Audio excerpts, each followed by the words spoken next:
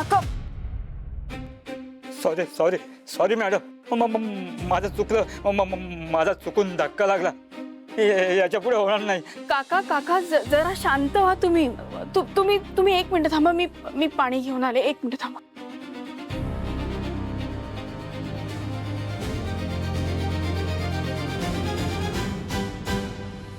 बस हळू हळू हळू. काही नाही झालंय. पाणी घ्या हळू.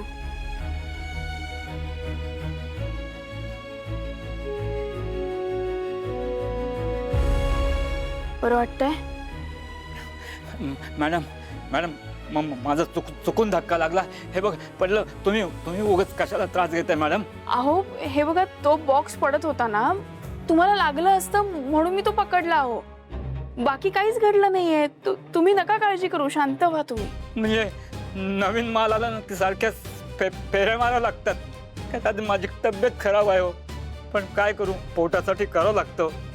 पण तुम्ही साहेबांना यातलं काही सांगू नका. अहो काका तुम्ही आधी शांत व्हा. मी कुणालाच काही सांगणार नाहीये. ना म्हणजे तुम्ही मालक आहात ना, म्हणून म्हटलं साहेबांना नका सांगू, नाही तर मला कामावरून काढून टाकतील हो. अहो मालक पण माणूसच असतो ना, मग इतकी साधी माणुसकी तर असायलाच हवी ना.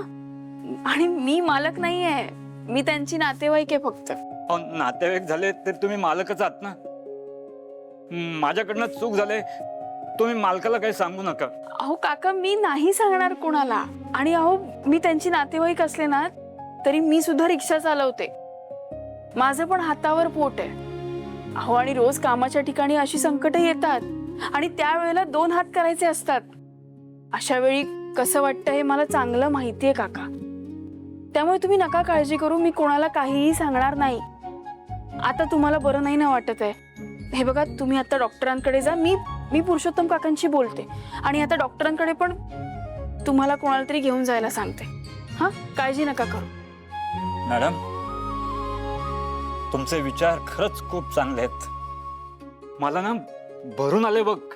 असं वाटतंय की मी माझ्या लेकीशीच बोलतोय. काय विचार आहेत तुझे. माझ्याकडून तुला खूप खूप आशीर्वाद. चला काका मी सोडते बाहेर. हळू.